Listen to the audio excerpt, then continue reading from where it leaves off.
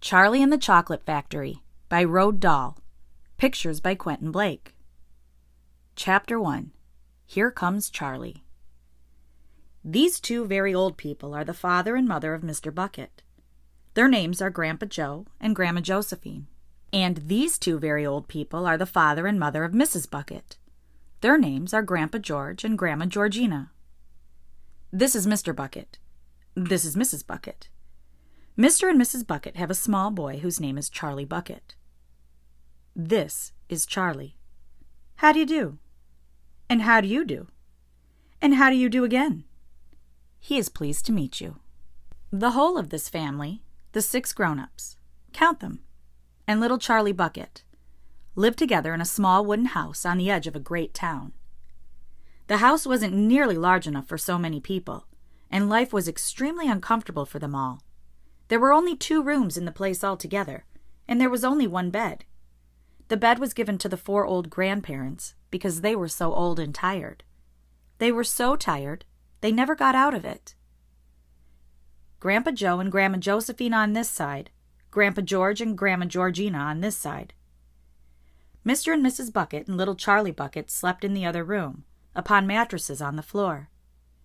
In the summertime, this wasn't too bad, but in the winter, freezing cold drafts blew across the floor all night long, and it was awful.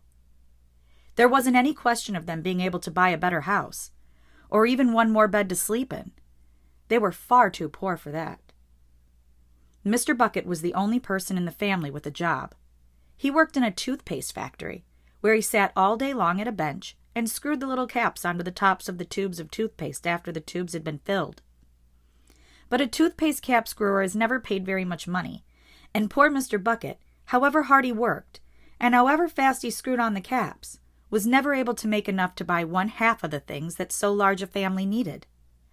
There wasn't even enough money to buy proper food for them all. The only meals they could afford were bread and margarine for breakfast, boiled potatoes and cabbage for lunch, and cabbage soup for supper. Sundays were a bit better.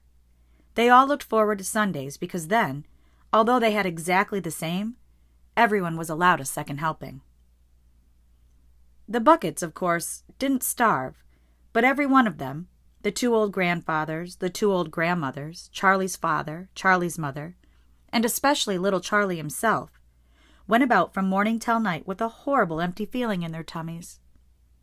Charlie felt it worst of all, and although his father and mother often went without their own share of lunch or supper so that they could give it to him, it still wasn't nearly enough for a growing boy. He desperately wanted something more filling and satisfying than cabbage and cabbage soup. The one thing he longed for more than anything else was chocolate. Walking to school in the mornings, Charlie could see great slabs of chocolate piled up high in the shop windows, and he would stop and stare and press his nose against the glass, his mouth watering like mad. Many times a day, he would see other children taking creamy candy bars out of their pockets and munching them greedily, and that, of course, was pure torture. Only once a year, on his birthday, did Charlie Bucket ever get to taste a bit of chocolate. The whole family saved up their money for that special occasion, and when the great day arrived, Charlie was always presented with 1 small chocolate bar to eat all by himself.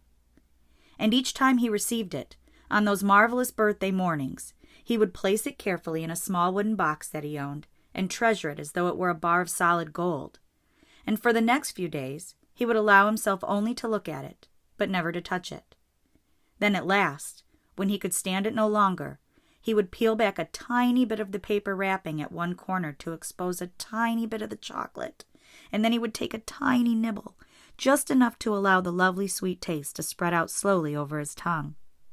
The next day, he would take another tiny nibble, and so on, and so on. And in this way, Charlie would make his 10-cent bar of birthday chocolate last him for more than a month. But I haven't told you about the one awful thing that tortured little Charlie, the lover of chocolate, more than anything else. This thing, for him, was far, far worse than seeing slabs of chocolate in the shop windows, or watching other children munching creamy candy bars right in front of him.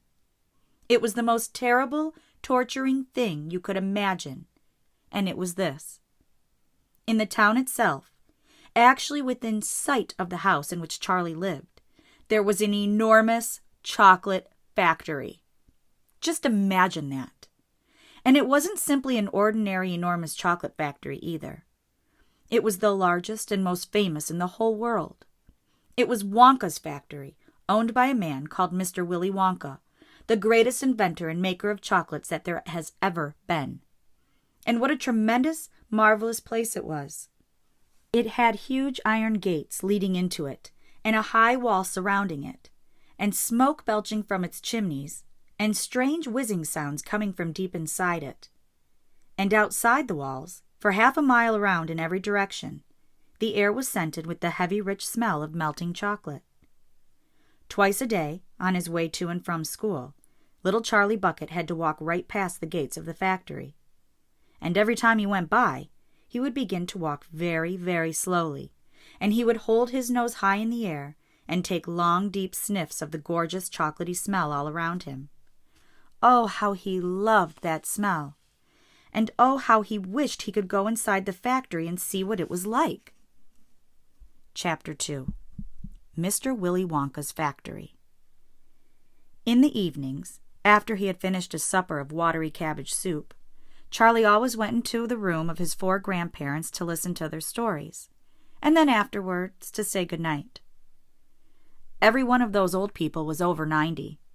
They were as shriveled as prunes, and as bony as skeletons, and throughout the day, until Charlie made his appearance, they lay huddled in their one bed, 2 at either end, with nightcaps on to keep their heads warm, dozing the time away with nothing to do. But as soon as they heard the door opening, and heard Charlie's voice saying, "Good evening, Grandpa Joe and Grandma Josephine and Grandpa George and Grandma Georgina," then all 4 of them would suddenly sit up, and their old wrinkled faces would light up with smiles of pleasure, and the talking would begin. For they loved this little boy. He was the only bright thing in their lives, and his evening visits were something that they looked forward to all day long. Often, Charlie's mother and father would come in as well, and stand by the door, listening to the stories that the old people told. And thus, for perhaps half an hour every night, this room would become a happy place, and the whole family would forget that it was hungry and poor. One evening, when Charlie went in to see his grandparents, he said to them, "Is it really true that Wonka's chocolate factory is the biggest in the world?" "True?" cried all 4 of them at once. "Of course it's true. Good heavens, didn't you know that? It's about 50 times as big as any other." "And is Mr. Willy Wonka really the cleverest chocolate maker in the world?" "My dear boy," said Grandpa Joe, raising himself up a little higher on his pillow, "Mr. Willy Wonka is the most amazing, the most fantastic, the most extraordinary chocolate maker the world has ever seen. I thought everybody knew that." "I knew he was famous, Grandpa Joe, and I knew that he was very clever."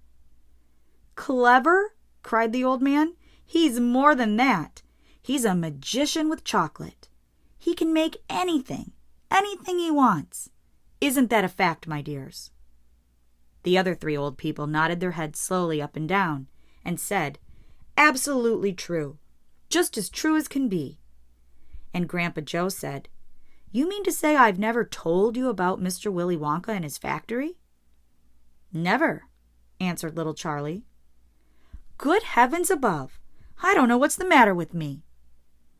"Will you tell me now, Grandpa Joe, please?" "I certainly will. Sit down beside me on the bed, my dear, and listen carefully." Grandpa Joe was the oldest of the 4 grandparents. He was 96 and a half, and that is just about as old as anybody can be. Like all extremely old people, he was delicate and weak, and throughout the day he spoke very little. But in the evenings, when Charlie, his beloved grandson, was in the room, he seemed in some marvelous way to grow quite young again. All his tiredness fell away from him, and he became as eager and excited as a young boy. "Oh, what a man he is, this Mr. Willy Wonka!" cried Grandpa Joe. "Did you know, for example, that he has himself invented more than 200 new kinds of candy bars, each with a different center, each far sweeter and creamier and more delicious than anything the other chocolate factories can make?" "Perfectly true," cried Grandma Josephine. "And he sends them to all the 4 corners of the earth. Isn't that so, Grandpa Joe?" "It is, my dear, it is.